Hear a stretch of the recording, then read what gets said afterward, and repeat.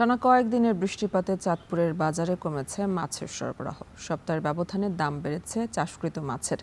আর এ নিয়ে আরও জানাতে চাঁদপুর থেকে যুক্ত আছেন সহকর্মী তালহা জুবায়ের।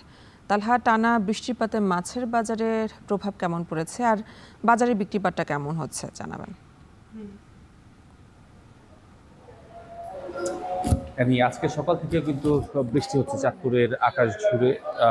আমি আছি চাঁদপুর শহরের ওয়ারলেস বাজারে। আসলে আমার পেছনে ঠিক দেখতে পাচ্ছেন, সকাল থেকে কিন্তু ক্রেতা বিক্রেতাদের বেশ হাট ডেকে মুখরিত হয়ে উঠেছে বাজার। যদিও বাজারে কিন্তু মাছের সরবরাহ কিছুটা কম রয়েছে। টানা বৃষ্টিপাতের কারণে কিন্তু চাষকৃত যে মাছ তার সরবরাহ কমেছে, যদিও আসলে নদীর মাছের সরবরাহ কিন্তু খুবই কম।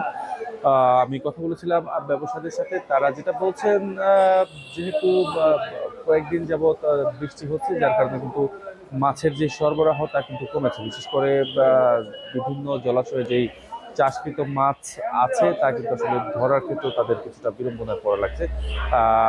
আজকের বাজারে যে সমস্ত মাছ দেখা যাচ্ছে সেই ক্ষেত্রে আসলে কার্প জাতীয় মাছ, বিশেষ করে রুই, কাতল কিংবা মৃগেল, এই জাতীয় মাছ আসলে বিক্রি করা হচ্ছে 380 থেকে 450 টাকা দরে। এবং সেই ক্ষেত্রে আসলে তেলাপিয়ার বিক্রি করা হচ্ছে বড় থেকে ছোট, তা কিন্তু আসলে 180 থেকে 250 টাকা দরে কেজি প্রতি বিক্রি করা হচ্ছে। তবে চাষকৃত যে কই মাছ তা বিক্রি করা হচ্ছে 200 টাকা দরে, এবং চাষের শিং মাছ বিক্রি করা হচ্ছে 400 টাকায়।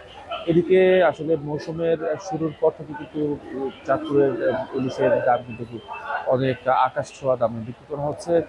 সেই দাম কিন্তু এখনো অব্যাহত রয়েছে, যদিও বৃষ্টিপাতের বাড়ার ফলেও কিন্তু নদীতে জেলেদের জালে কাঙ্ক্ষিত ইলিশ না পাওয়ার কারণে স্থানীয় যে বাজারগুলো রয়েছে সেখানে কিন্তু ইলিশের দাম কিন্তু চড়াই যাচ্ছে। আজকের বাজারে যা দেখতে পাচ্ছি সেক্ষেত্রে আসলে নোয়াখালী থেকে আমদানিকৃত যে ইলিশ 600 গ্রাম থেকে 650 গ্রাম, 700 গ্রাম ওজনের ইলিশ তা বিক্রি করা হচ্ছে 2000 টাকা কেজিতে। তাছাড়া 400 গ্রাম কিংবা 500 গ্রাম ওজনের ইলিশ বিক্রি করা হচ্ছে 1300 টাকায়, এবং ছোট সাইজের ইলিশ 3টায় কেজি এই ধরনের ইলিশ বিক্রি করা হচ্ছে 1100 থেকে 1150 টাকা দরে।